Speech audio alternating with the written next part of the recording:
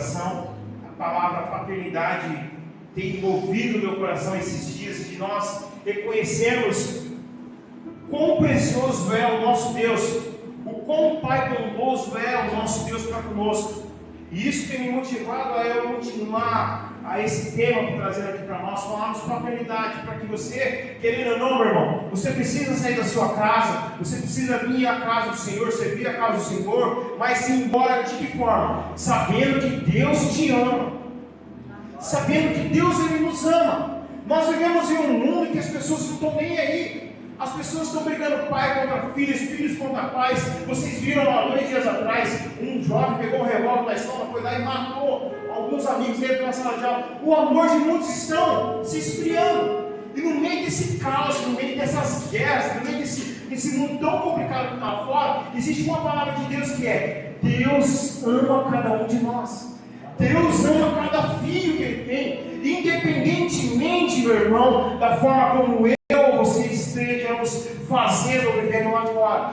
Deus, Ele odeia as coisas erradas que nós fazemos lá fora, mas Ele ama a mim e a você, a nossa pessoa. Deus, Ele odeia o pecado, mas Ele ama o pecador.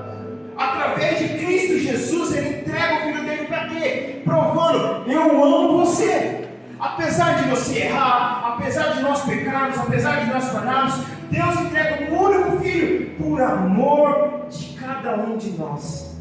E não tem como uma palavra melhor de nós falarmos sobre paternidade do que o filho pródigo. Quantos conhecem a história do filho pródigo? Essa história é linda. Não tem como passar um pregador sem pregar a palavra do filho pródigo. Lucas capítulo 15. Quem tem a sua Bíblia, abre ela comigo em Lucas capítulo 15. Lucas capítulo 15. Verso 11 ao 32, Rodrigo.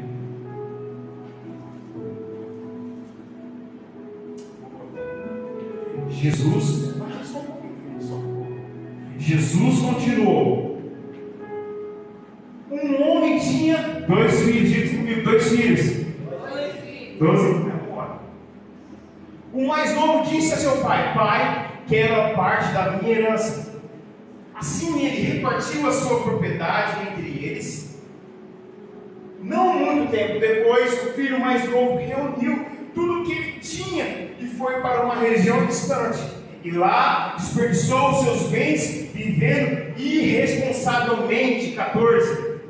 Depois de ter gastado tudo, houve uma grande fome em toda aquela região, e ele começou a passar necessidade. 15. Por isso foi empregar-se com um dos cidadãos daquela região, um fazendeiro ou dono de uma propriedade, que mandou para o campo a fim de cuidar de porcos. 16. Ele desejava que encher o estômago, comer as vagens de alfarrobeira que os porcos comiam, mas ninguém dava-lhe nada. 17. Caindo em si, diz comigo, caindo em si. Ele disse: quantos de meus empregados do meu pai têm comida de sobra? E eu aqui morrendo de fome? 18. Eu me porei a caminho, voltarei para o meu pai e lhe direi: pai, pequei contra o céu, pequei contra ti. Não sou mais digno de ser chamado teu filho. Trata-me de mim como um dos teus empregados. A seguir levantou-se e foi-se para com o pai. Estando ainda longe, seu pai o viu. Diga assim: o pai o viu.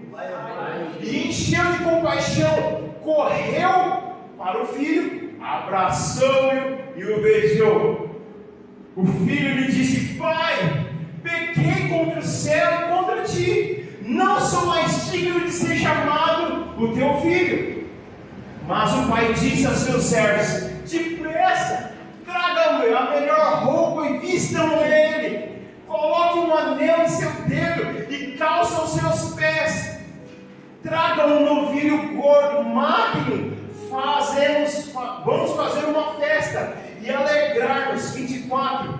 Pois este meu filho estava morto e voltou à vida, estava perdido e foi achado. E começaram a festejar o seu regresso. 25. Enquanto isso, O filho mais velho estava no campo. Quando se aproximou da casa, ouviu a música e dança. 26. Então chamou um dos servos e perguntou-lhe: o que está acontecendo? E este lhe respondeu: seu irmão voltou. O seu pai matou um novilho gordo, porque o recebeu de volta são e salvo. O filho mais velho encheu-se de ira e não quis entrar. Diga-se comigo: o filho mais velho não quis ir para a festa. Então seu pai saiu e insistiu com ele. Falou assim: o pai foi ao encontro do filho mais velho. 29. Mas ele respondeu ao seu pai: olha, todos estes anos trabalhando como um escravo a teu serviço, nunca desobedeci a tuas ordens. Que homem obediente! Mas tu nunca me destes um cabrito para eu festejar com os meus amigos. 30. Mas quando volta para casa esse teu filho que esbanjou os teus bens com quem, igreja? Com as prostitutas, mata um novilho gordo para ele. 31, essa história é linda. Disse o pai: meu filho, você está sempre comigo, e tudo que eu tenho é seu. 32 para nós acabar. Mas nós tínhamos que celebrar a volta deste seu irmão e alegrar-nos, porque ele estava morto e voltou à vida, estava perdido, ele foi achado. Pai, em nome de Jesus, sobre essa palavra, dá-nos olhos para ver, ouvidos para ouvir e um coração sensível para discernirmos aquilo que a tua palavra tem para nós. Nós que temos simplesmente o microfone na mão, não somos nada, mas sabemos que é o teu Espírito quem ministra, teu Espírito quem fala com cada um de nós. Assim nós, debaixo da tua obediência, queremos ser simplesmente boca do Senhor neste lugar. Fala conosco em nome de Jesus. Amém. Amém. É normal, igreja, nós falarmos sobre o filho que foi embora. Pode voltar lá no versículo 11. É normal nós falarmos nessa história de um filho que pediu toda a herança, gastou, foi embora, gastou. É normal nós falarmos. Mas o tema central dessa história, igreja, não é o filho que vai embora, mas é o pai que recebe o filho. O centro dessa história, o centro disso que nós lemos, não é o filho que vai, mas é o pai que espera. Não é o momento que você se perde de Deus, mas é o momento que Deus te aceita. Não é o momento que nós queremos fazer as coisas do nosso jeito, pensamos do nosso jeito, falamos do nosso jeito, mas é o agir de Deus na nossa vida. No final das contas, igreja, não é o que eu e você fazemos, é o que Deus faz por nós. A gente pode tentar na base da nossa força, a gente pode tentar de tudo quanto é jeito. No final da nossa história, no final da nossa vida, é só Deus. Então diga assim comigo: Deus me ama. E por que Jesus estava contando essa história, igreja? Vou dar uma pincelada para chegar onde eu quero. A Bíblia nos diz lá no versículo 2, Rodrigo. Volta lá para no versículo 2. Volta para o versículo 2. 15:2. 15:2. 15:2. Presta atenção, igreja. Se liga aqui no que eu estou pregando. Mas quem? Os fariseus, os mestres da lei, eles começaram a questionar Jesus. Questionaram o que Jesus, Nilson? Porque Jesus só vivia rodeado de pecadores. Jesus só estava em volta, caminhando. Na volta dele tinha pessoas leprosas, tinha pessoas doentes, tinha pessoas que roubavam, tinham prostitutos, só tinham pecadores. E a lei, esses homens que estudavam, os fariseus que estudavam a palavra, para eles, já que Jesus falava que foi Deus que enviou ele não podia estar no meio de pecadores. Que Deus é esse que está no meio de pecadores? Porque a lei não permitia que, a lei nos dizia na época, que Deus só habitava no meio de pessoas fiéis. Deus habitava só em pessoas puras, Deus. Pessoas que honravam a Deus, pessoas, homens que estudavam a palavra. E os escribas carregavam isso no coração deles. Esse homem não é de Deus, não. Se ele fosse de Deus, ele não estava no meio de pecadores. Se ele fosse mesmo de Deus, ele não caminhava junto no meio das prostitutas. Era um povo religioso. Um povo religioso questionando um servo de Deus. Um homem que veio enviado pelo Senhor para Deus era pai de pessoas fiéis. Deus era pai de homens que não carregavam pecado. E agora, quem é esse Jesus que só anda com pecadores? Quem é esse Jesus? Mas Jesus vem revelar a característica do Pai e não da lei. Esses homens carregavam a lei de Moisés, aquilo que estava escrito nas palavras. E Jesus carregava o amor do Pai. E quando os muitos ficavam presos naquilo que estava lá no passado, Jesus tinha coisa nova para aquelas pessoas.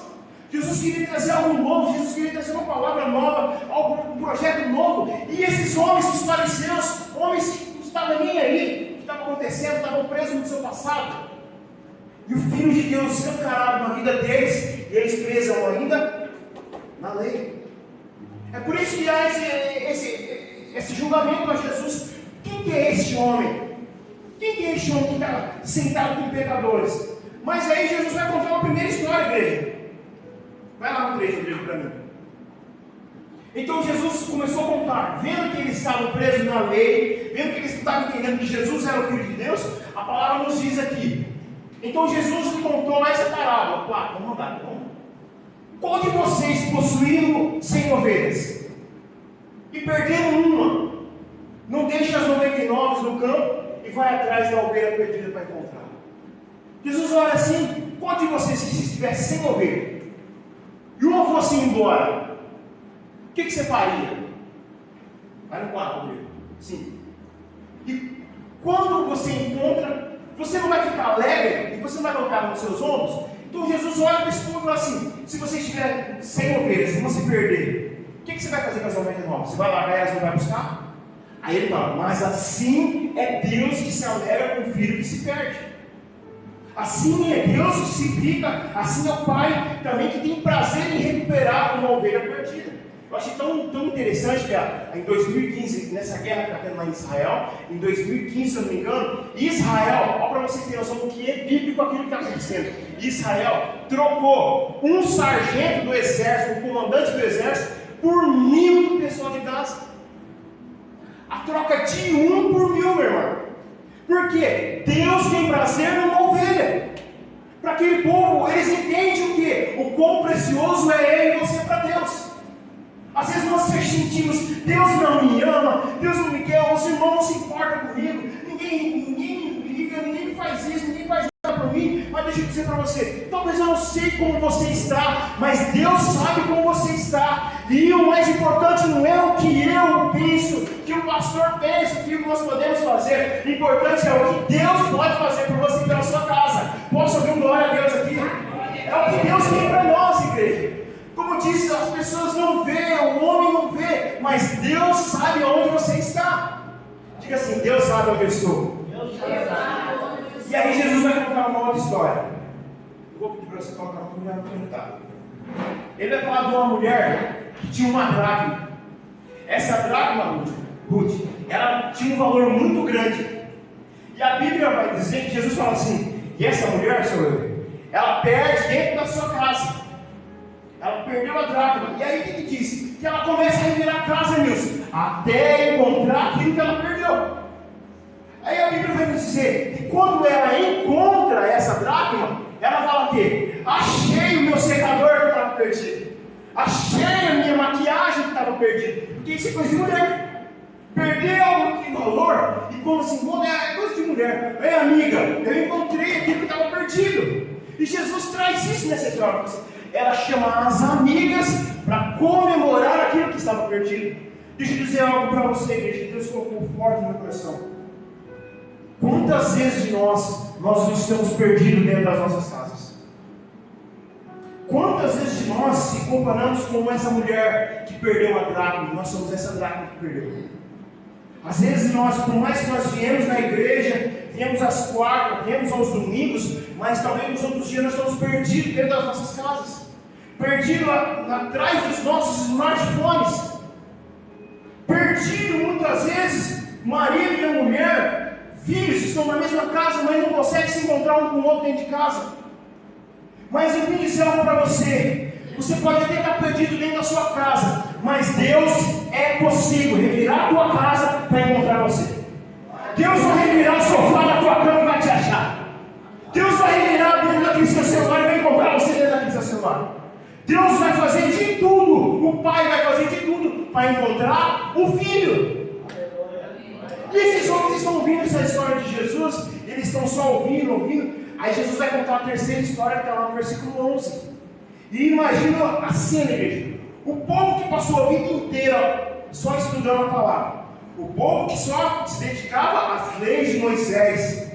E de repente, Jesus senta no meio de homens pecadores. E esses religiosos começam a questionar: esse não pode ser filho de Deus. E o interessante é que não tem só sentado do lado de Jesus homens que estudam a palavra, que estudam a Bíblia. Então quem? Os pecadores. Os pecadores que só ouviam do religioso. Você não pode estar no meu perto de mim. Você não pode estar no nosso meio. E de repente chega uma pessoa e eles falam assim: sente comigo. E começa a pregar com esses homens. O coração daqueles pecadores se sentiu: Deus me ama. Pessoas que nunca foram amadas por Deus, neste momento começam a se sentir amadas por Jesus. Então existe um questionamento de quem está criticando, e existe o amor de quem nunca recebeu. Pessoas que nunca receberam o amor de Deus. Deixa eu dizer algo para você. Deus, Ele odeia o pecado, como eu disse, mas Ele ama o pecador. Deus, Ele odeia o religioso, mas Ele ama a pessoa que é baseada na religião, que não se solta da religião. Deus amou o mundo de tal maneira que entregou o único Filho. Mas aí no versículo 11, Jesus vai revelar ao Pai. Jesus continuou: um homem tinha 2 filhos, vamos no 12 dele. Mas o mais novo disse ao seu pai: Pai, quero a minha parte da herança. Assim, o que ele fez? Repartiu a propriedade e deu para o filho. Deu para o filho. Hoje em dia é normal, presta atenção, é normal um filho, um neto, seja quem for, falar assim: pai, vô, você me dá 10 reais? Ô pai, você me dá um dinheiro?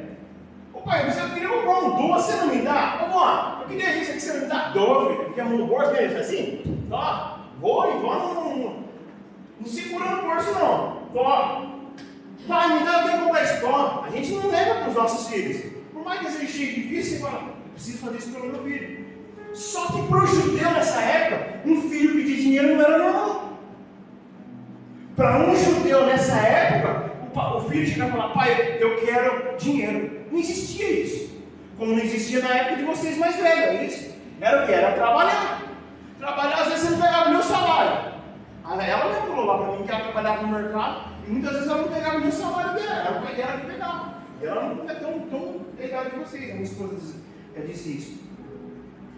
Como eu disse, é normal hoje para nós ver os nossos filhos pedir dinheiro. Mas nessa época não era normal um filho pedir dinheiro. E principalmente o quê? Herança. Porque herança se só dá quando a Ruth falou: morre. Só recebe herança quem morre. Só vai receber herança de quem morreu. Então era como se filho estivesse dizendo assim para o pai: pai, é o seguinte, eu preciso de uma herança porque você não morre. Pai, eu preciso da minha herança, eu preciso daquilo que é meu, porque eu já estou cansado do Senhor. Por que você não morre? Morre logo, eu preciso do que é meu. Já que você não morre, me dá minha parte. Já que você está demorando para o pé na cova, toma aquilo que é meu. Era essa história. Essa história aqui, quando o pai não morria, o filho falou: já que esse velho não morre, então eu preciso do quê? Preciso da minha herança, certo todo? Quero dinheiro, quero gastar, quero passear, quero isso. E a Bíblia diz que o pai ele não fica irado com a atitude do filho. A Bíblia diz que o pai faz o quê? Divide e dá para os filhos. Aí esse é seu e esse é seu. Vamos ter que aqui comigo. Deus não obriga ninguém a estar com ele. Porque esse pai fez o seguinte: fez o mesmo que Deus fez com Adão e Eva lá no Éden. Deu para eles a liberdade, a liberdade. Vocês escolhem se vocês querem estar comigo ou se vocês querem comer aquilo que não pode. Então o pai deu o dinheiro para esse filho. Vou dar o dinheiro dele, vou dar a herança dele. Deu a herança para ele, Rodrigo, para saber se era mais importante a herança ou o amor do pai com ele. E o filho não fez nem questão. A Bíblia diz que ele pegou e foi embora. Deixa eu dizer algo para você, meu irmão. Deus, Ele nos dá tudo, e até a liberdade. e até o livre-arbítrio. Para quê? Para nós decidirmos se nós queremos estar com Ele ou se nós queremos estar com aquilo que Ele vai nos dar. O que é mais importante, os milagres para nós vivenciarmos ou Deus do milagre? O que será que é mais importante na nossa vida, a prosperidade ou Deus da prosperidade? O que será que é mais importante para nós, a palavra ou Deus que habita na palavra? Havia homens lá atrás que davam mais importância à palavra e não ao Deus que era o escritor da palavra. Você entendeu? Diga amém. Quantas pessoas servem a Deus por medo de ir para o inferno? Quantas pessoas não vêm para a igreja, irmãos? Vem para a igreja, eu preciso ir para a igreja. Por quê? Porque senão eu vou para o inferno. Eu preciso ir para a igreja, eu preciso servir a Deus, porque senão eu vou para o inferno. Deixa eu dizer para você, servir a Deus por obrigação, estar na casa do Pai por obrigação, já é um inferno. Servir a Deus, estar com Deus, falar, eu preciso ir na igreja hoje, porque senão, quarta-feira, senão, meu irmão, você já está no inferno. Desculpa da minha sinceridade, vou chegar onde você vai ouvir. Porque Deus, Ele não quer que nós estejamos na presença dEle por obrigação, estejamos na presença dEle por amor. Por mais que nós estejamos em poucos, Deus olha do céu e fala, existem pessoas que verdadeiramente me amam. Que às vezes a gente pode olhar para o lado e ver as cadeiras vazias, mas Deus não está olhando para as cadeiras vazias, está olhando para o meu e para o seu coração. Deus não está olhando para aquilo que não está, mas para aquilo que estão. E aqueles que estão precisam estar com o coração, com amor, com paixão por Deus. É isso que Deus deseja desse homem, desse pai. Ele dá tudo para o filho. Deus nos dá tudo para quê? Para que nós escolhamos se o mais importante é aquilo que Ele nos deu ou Ele. Porque Ele tem mais. Aquilo que Ele nos dá não acaba. Herança acaba. Herança tem fim. Mas estar com Deus é eternamente. Estar com Deus é eternamente. Ele nos dá liberdade.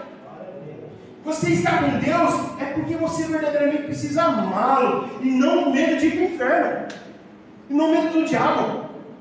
Eu sou de Deus, eu sou do diabo, não, eu tenho medo do diabo. Eu sou do lado dos anjos, dos demônios não. Você já está lá com medo, já está do outro lado. Mas é o seu coração, eu estou porque eu amo a Deus. Existe uma frase que diz assim, igreja, presta atenção. Deus, se eu te adorar por causa do céu, me tira de lá. Deus, se eu te adorar por medo de inferno, coloca-me lá.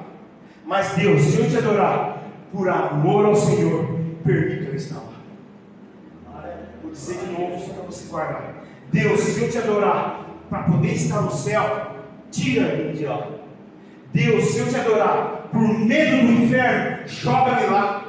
Deus, mas se eu te adorar por amor à tua presença, permita eu estar lá. É estar na presença de Deus, igreja. Deus, Ele quer ver o coração do filho. O pai queria ver o coração deste filho. O coração do filho, igreja. O texto diz que o filho foi embora. Versículo 30, André, só para acabando aqui. Versículo 30. Presta atenção. Vou pular lá na frente para nós acabar. Versículo 30. Mas quando volta para casa, quem? Esse teu filho, é o irmão mais velho dizendo, que esbanjou os teus bens com as prostitutas, mata um novilho gordo para ele. O pai e o irmão mais velho sabiam de tudo que o filho estava fazendo. Então o outro estava fazendo coisa errada, achando que a família não estava vendo. Mas a Bíblia diz que o pai e o filho sabiam. Por mais longe que nós estivermos, por mais distante que o nosso coração esteja, Deus sabe o que eu e você estamos fazendo. O Pai sabe o que nós estamos fazendo. Mesmo a gente longe, o amor incondicional do Pai existe, mas Ele está vendo tudo que eu e você estamos fazendo. Deus está vendo o que nós estamos pensando, Deus está vendo tudo. Versículo 14, vamos lá para mim. Só para me acabar. 14 a 16, tá bom. Depois de ter gastado tudo, houve uma grande fome em toda aquela região. E ele começou a passar necessidade, o filho mais novo. Por isso foi empregar-se, trabalhar-se como cidadão naquela região. E ele mandou ele para o campo a fim de cuidar de porcos. 16. Ele desejava comer a comida dos porcos, mas ninguém lhe dava. Se existe um animal que o povo de Israel não gosta, eles odeiam, é o tal do porco. Mas nós somos brasileiros, né? Quantos gostam de uma costelinha de porco? Quantos gostam de um bacon aí? Quantos gostam de uma feijoada com a orelha de porco, uma papada de porco? Né? É muito bom. Mas para o judeu, o animal mais imundo é o tal do porco. Como você vai ver, vai estudar, você vai ver que eles odeiam, eles não gostam do porco. E aquele jovem, quando ele começa a desejar comida de porcos, ele começa a ter uma alma na vida dele. A minha vida está muito suja. Ele começa a comparar a vida dele com quem? Com os porcos, Wilson. A minha vida está sendo comparada com o porco que deseja comer aquilo que não presta, aquilo que sobra. Toda pessoa que está longe da casa do Pai, toda pessoa que está longe da presença do Pai, começa a ter uma vida toda errada, toda desmantelada, tem a convicção de uma vida imunda. Esse menino agora ele está imundo, fedendo o que, igreja? Porco.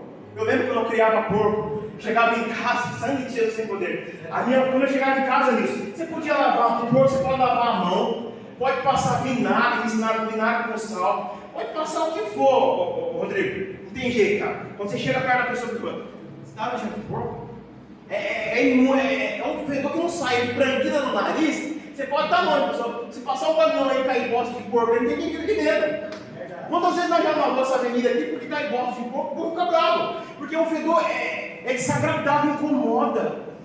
E por isso que o judeu, ele vê o porco como uma coisa mais imunda, suja, porque come aquilo que é resto. Mas nós é uma costelinha de porco, amém? A minha esposa faz uma costelinha de porco barbecue. Senhor, agora tem que ter aquela costelinha lá no céu.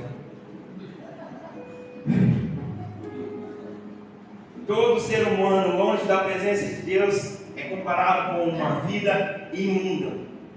Aí, Nilson, presta atenção. Quando Jesus vê Jesus falando isso, que o jovem, irmã Maria, começou a comer coisa de porco, começou a passar fome, começou a passar necessidade. O que os fariseus devem ter pensado, Lúcio?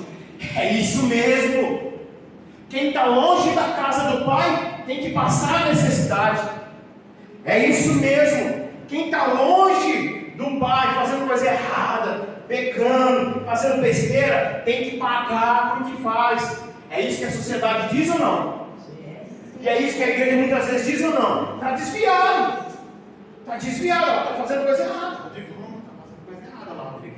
Eu sabia que não ia dar certo negócio aí para a igreja. Eu sabia. A gente mesmo começa a julgar. A gente mesmo se tornamos fariseus. Começamos a questionar a vida do outro irmão que foi embora. A vida do outro irmão que está lá perdido, fedendo porco. E nós achamos porque nós estamos limpos, nós se comparamos com os fariseus muitas vezes. Começamos a falar de quem está longe da presença do Pai. Mas Jesus, quando olha o coração desses homens, ele vai lá para o 17. Ele continua escolhendo, dizendo assim: o menino Caim em si disse: quantos desempregados do meu pai têm comida de sobra? E eu aqui morrendo de fome? Continua para mim. Verso 19. Eu me porei a caminho. Eu vou voltar para a casa do meu pai e eu vou dizer. Olha o discurso que esse menino ele coloca na cabeça. Preste atenção. Eu errei, eu falhei, gastei tudo que o meu pai me deu, não tem mais um centavo no bolso. Estou com a vida toda suja, estou fedendo agora. Olha como que eu estou me sentindo como um porco. Eu sou um porco, eu não sirvo mais nada. Bom, eu vou chegar para o meu pai e vou dizer: pai, eu pequei contra o céu e pequei contra ti. 19, olha o discurso dele. Pai, eu não sou digno de ser chamado teu filho. Tratar-me como um dos seus empregados está bom demais. Ele fez um discurso excelente. Por que isso? Porque ele reconheceu que o fato dele estar vivendo daquele jeito não era culpa de ninguém, a não ser dele mesmo. Ele não chega na casa do pai depois e diz assim: pai, eu falei mal, pai. Desculpa aí, pai. Quantas vezes eu cheguei no meu pai e falei: pai, desculpa, pai. Briguei com fulano, nossa, quantas vezes eu chorava no meu pai, igreja? Uma vez eu lembro, Rodrigo, taquei fogo num pasto lá. Minha mãe mandou buscar um isqueiro do meu pai que ficou lá na vizinha que ele estava lá. Quando eu saí assim, Nilson, Eu vi aquelas palhas de cana assim, na época de agosto. E aí eu catei o esquema e fazia assim, ó. Tic, tic, e tum. A menina, deu tempo de chegar na minha casa para pegar um balde que era de frente de casa, pegou o passo do vizinho. Queimou tudo. E aí eu me senti como um filho pródigo, não me perdeu tudo, mas eu lembro quando deu umas 5 e pouco, meu pai vinha chegando de bicicleta, eu já vinha chorando assim, já. Ai, foi eu que fiz pouco espaço. Chorava. Só que esse jovem aqui, ele não chora diante do pai. Esse jovem aqui, ele tem um coração. Se eu estou vivendo desse jeito, a culpa é minha. Não é culpa do meu pai que me deu dinheiro. Ele poderia falar, pai, por que você me deu esse dinheiro, pai? Você sabe que eu sou fácil, você sabe que eu não consigo gastar com um negocinho, com um negócio com outro. Você sabe que eu não consigo ter dinheiro no bolso. Não, ele fala assim, pai, ele faz o discurso. Eu pequei contra o céu. Eu pequei contra o Senhor. Se você me chamar como um dos seus trabalhadores, está bom demais. Ser um trabalhador, um escravo naquela época, era uma coisa desonrosa. Era uma classe mais rebaixada, um servo, um escravo, seja o que fosse ali que trabalhava para servir. Então ele queria ser uma pessoa desonrada agora. Pai, pode me desonrar daqui para frente, eu não sou seu filho. Deixa eu ser uma pessoa que não tem honra nenhuma. E o que acontece nesse jovem, sabe o que se chama? Arrependimento genuíno. Quando você sabe que a situação que você está vivendo não é Deus, é culpa sua mesmo. Porque muitas vezes nós transferimos a nossa culpa para Deus. Quantas vezes nós falamos assim, Deus, por que eu estou passando por isso? Por que eu estou passando por essa dificuldade financeira? Aí ele fala assim, mas não foi eu que passei cartão de crédito. Ô pai, mas por que eu estou passando? Senhor, não me sobra nada. Você não tem honrado com quem eu te dou. Como você quer que eu te faça mais uma coisa agora? Então nós transferimos a culpa para Deus. E esse jovem ele reconhece que não é Deus que é culpado. Ele podia falar assim, oh Deus, por que o Senhor me permitiu estar nessa situação? Ele fala assim, eu pequei contra Deus, eu pequei contra o meu pai, e eu sou culpado de tudo isso. Não existe algo maravilhoso quando Deus olha para o nosso coração e vê que nós precisamos de um Salvador, porque nós pecamos. Porque nós pecamos. E ele chega para o pai e fala assim, pai, eu pequei contra o céu, pequei contra ti. Não sou mais digno de ser chamado o teu filho. 20, Rodrigo. Ele levantou e foi ter com o pai. E ele foi com o discurso com o pai. Estando ainda longe, quem foi que viu? O filho ou o pai da igreja? O pai.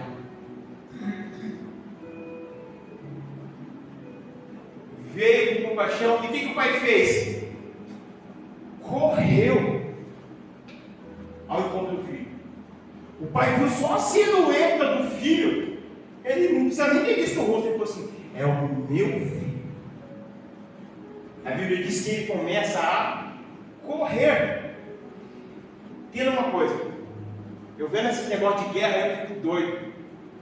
Sabe por quê? Porque eu estava vendo uma reportagem e a Bíblia, e na reportagem fala assim, Rodrigo, que quando começou o tiroteio lá, poucas pessoas correram. Por isso que muitos correram. Poucos correram. Na hora que começou, os terroristas começaram a entrar naquela festa, começou a falar bazar, poucos correram. Porque para o judeu erguer as suas vestimentas e começar a correr é um ato de vergonha. Você sabia disso? Para um judeu correr é um ato de vergonha. Quando as reportagens estavam lá, começaram a tocar aquela sirene, e os repórteres estavam lá, o pessoal eles não correm lá para o tal do... uns lugares que eles se escondem lá, sabe? Eles não correm lá, eles vão assim. São passos rápidos, mas não é corrida. Porque eles sabem que para o judeu correr, erguer o vestimento e correr é um ato de vergonha. Então eles não correm, Ruth. O judeu ele não corre. Mas a Bíblia nos mostra aqui que Jesus de novo vem quebrando a religiosidade daqueles homens. Porque Jesus fala que o pai pegou os vestidos, levantou e foi ao encontro do filho correndo. Porque o pai não está preso com uma religião, o pai não está preso com a lei, com as escrituras. O pai é o pai que corre atrás do filho para abraçar, para beijar o filho. O pai pouco está se importando do que as pessoas pensam, o pai pouco está se importando do que a sociedade pensa, ele está se importando com o filho que está voltando para casa. O pai não está se importando com aquilo que as Lei fala. O que os homens se pegam não se soltam mais. Deus está se importando comigo e com você, igreja. Deus está preocupado conosco. Enquanto muitos estão morrendo, Deus está preocupado com aqueles que estão correndo de encontro ao Pai, de encontro ao Senhor. A Bíblia diz que ele corre e abraça o filho. Mas vocês lembram que eu disse antes que o filho estava no meio de porco, e porco fede. Deixa eu falar para vocês agora. Quem que está fedendo agora? O pai. O pai pouco está se importando se o filho está cheirando porco ou não, porque o judeu era imundo uma pessoa cheirar porco. Não era certo uma pessoa cheirar porco. E agora o que ele faz? Eles pouco se importam se está cheirando porco. Ele abraça o filho e agora é o pai quem cheira porco. Você sabia que Jesus fez isso por mim e por você? Eu e você éramos porcos, cheirados nos porcos. Ele chegou, nos abraçou naquela cruz. E o fedor, e o castigo, e o pecado que estava sobre nós, agora está sobre Jesus. Quem cheira porcos agora é Jesus. Quem cheira porco agora é o Pai. Por causa de amor de mim e de você, igreja. Ele pouco se importa como você está. Ele ama cada um de nós. Ele pouco se importa se nós estamos cheirando o porco ou não. O pecado que estava em mim e você, quando Jesus foi crucificado, agora é Ele com Ele. O cheiro de porco agora está em Jesus. O pecado que estava em nós agora está em Jesus. Se você querer, diga amém. Amém. Versículo 21. Só para acabar aqui. Aí o filho vai, Wilson. Ele chega para o pai e vai falar assim. Ele falou para o pai: Pai, eu pequei contra o céu e contra o Senhor. Eu não sou digno de ser chamado teu filho. 22. Quando ele vai continuar falando assim, ó, trata-me de um, aí o pai fala o quê? Mas o pai cortou a conversa do filho, não deixou o filho falar mais nada, e disse assim: depressa, traga a melhor roupa, vista nele, coloca um anel no seu dedo e um sapato.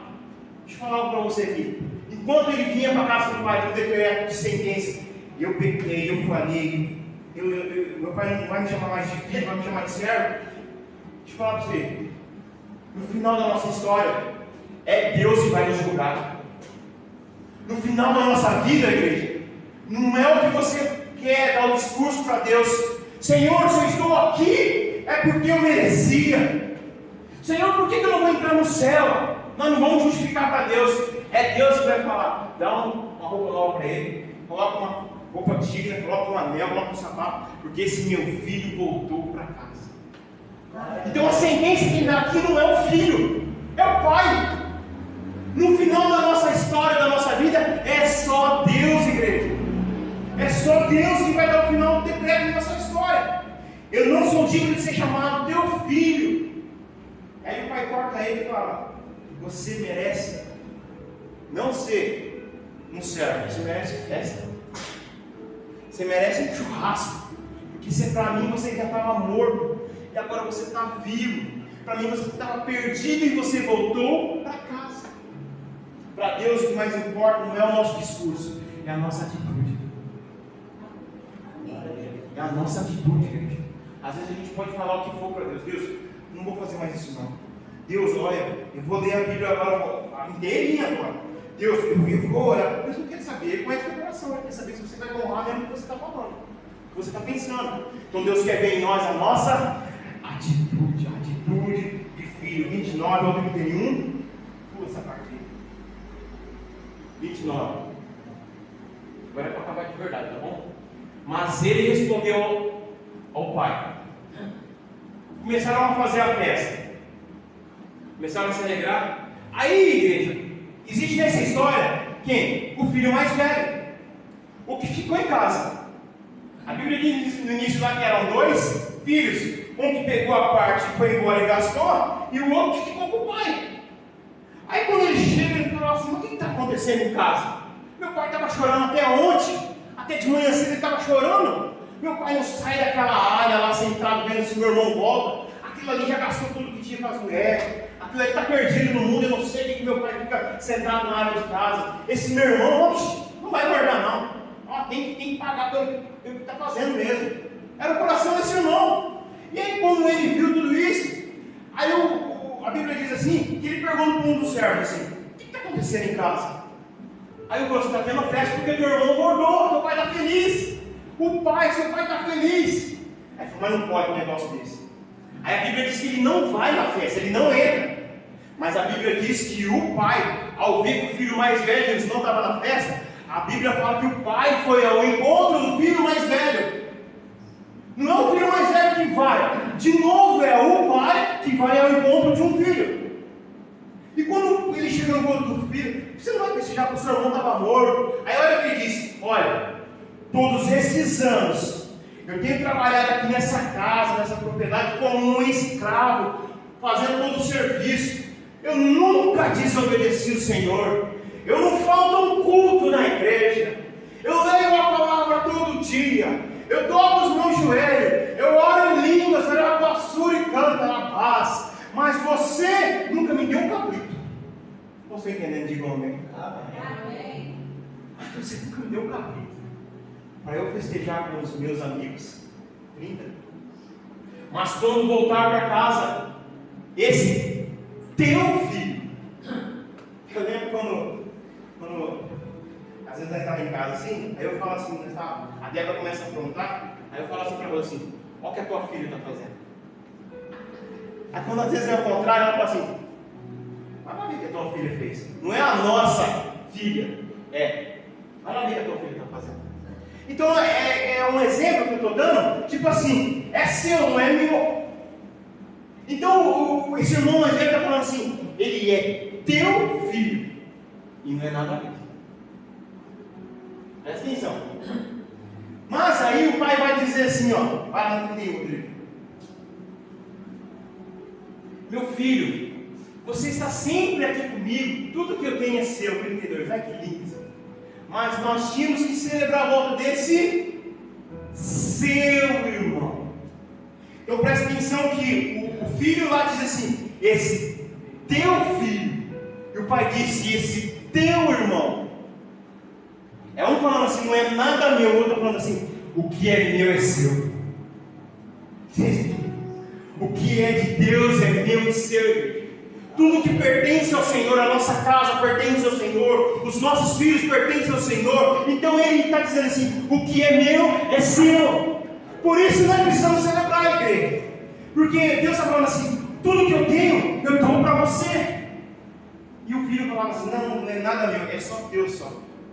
Fala para a pessoa que está do lado assim, você é meu irmão. Você é meu irmão, igreja. Por causa de Jesus. Por causa de Jesus. O pai tem um coração apenas. O coração desse pai, igreja, presta atenção. Não é apenas para o filho que foi embora. O coração desse pai moço também está olhando, sabe para quem? Para o filho que está dentro de casa. Porque muitas vezes a gente acha que quem está fora está perdido. Mas essa história nos mostra que tem gente que está dentro de casa e está perdido. Tem gente que está dentro de casa e não está próximo do Pai. Tem gente que está dentro da igreja e não está próximo do Senhor. Tem gente que está dizendo que eu sou isso, eu sou cristão, eu sou evangélico, e está muito distante de Jesus. Às vezes as nossas atitudes, o nosso pensamento, o nosso falar, está nos distanciando de Jesus. E nós, pelo fato de muitas vezes estarmos na igreja, fazemos isso como cristãos, eu sou crente, eu sou isso, às vezes nós estamos tão longe, distante de Jesus. Você sabia disso? Porque querendo ou não, nós se identificamos ou com o que se perde, ou com o que está dentro de casa perdido. Mas o que eu vejo nessa história é, os olhos do Pai estão atentos para todos os filhos. Porque ele viu que faltava um naquela festa, que era o irmão mais velho. Peraí, está faltando alguém nessa festa. E a Bíblia desde o início diz assim, que ele largou a sua 99, foi atrás de uma, fez de tudo para achar aquela que estava perdida dentro de casa. E novamente esse pai vê assim, havia um filho que estava perdido, e ele voltou. E havia outro que estava dentro de casa e se perdeu. E se perdeu. Diga assim, Deus me ama. Deus está querendo nos encontrar com Ele nessa noite. Amém? Para terminar aqui, a Bíblia nos mostra que conta a história de quantos filhos? 2 filhos. Mas na verdade, tem 3 filhos nessa história. 3 filhos nessa história, sabia? Onde está o terceiro filho, igreja? Pai. Não, o pai é pai. O terceiro filho está contando a história. Você entendeu, tipo, amor? O terceiro filho está contando a história. E o que eu acho interessante nessa história, que o terceiro filho contando a história, ele está querendo se colocar no lugar desse filho mais velho.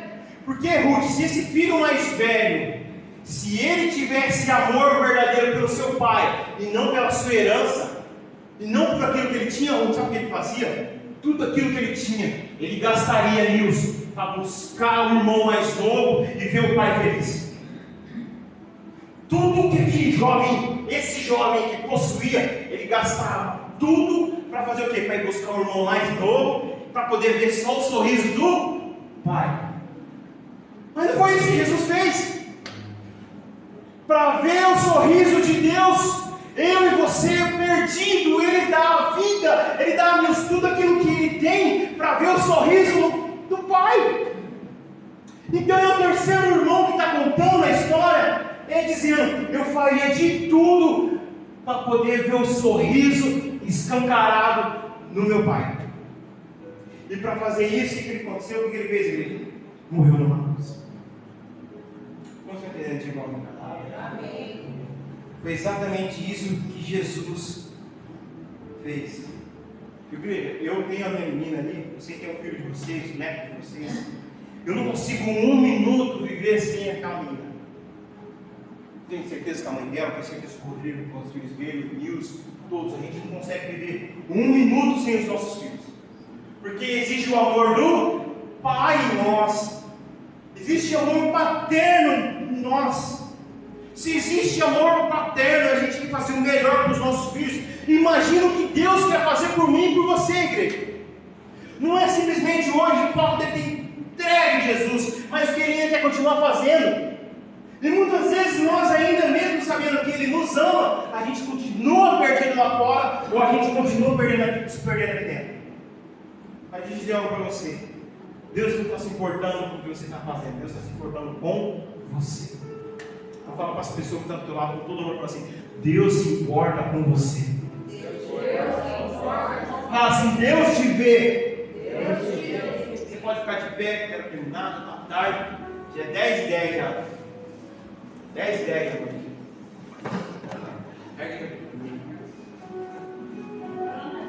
Aleluia. Quantos entenderam a palavra? Digam amém.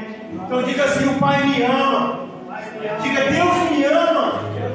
Pai, obrigado, Senhor, pelo teu amor para conosco, pela tua igreja, Senhor. Que essa palavra de amor que vem sobre as nossas vidas, nós possamos levar para os nossos lares, Senhor. Saímos daqui com o nosso coração de um filho que talvez se perdeu lá fora, ou um filho que muitas vezes está perdido dentro da sua casa, Senhor. Mas nós sabemos que o Senhor vai em encontro daqueles que estão lá fora, e o Senhor também está procurando aqueles que estão dentro da tua casa, Senhor. Pai, estamos aqui dizendo: Pai, perdão pelas nossas falhas, perdão pelos nossos erros, Senhor, perdão pelas nossas incapacidades, Senhor, perdão por nós não interpretarmos corretamente o que o Senhor tem para nós. Perdoa, Senhor. Nós, como filhos pecadores nessa noite, abrimos o nosso lado dizendo: Senhor, nos dá mais uma oportunidade de voltarmos para a tua presença. Senhor, permita nós vivenciarmos coisas novas no Senhor. Senhor, nós não queremos estar presos no meio da religião, nós não queremos estar presos naquilo do que o mundo acha, mas nós queremos estar fixados no Senhor, fixados no teu amor, Senhor. Um coração de adorador, não para nós estarmos no céu, um coração de adorador, não por medo de ir para o inferno, mas um coração de adorador por pessoas que são tementes, que querem estar na sua presença, Senhor.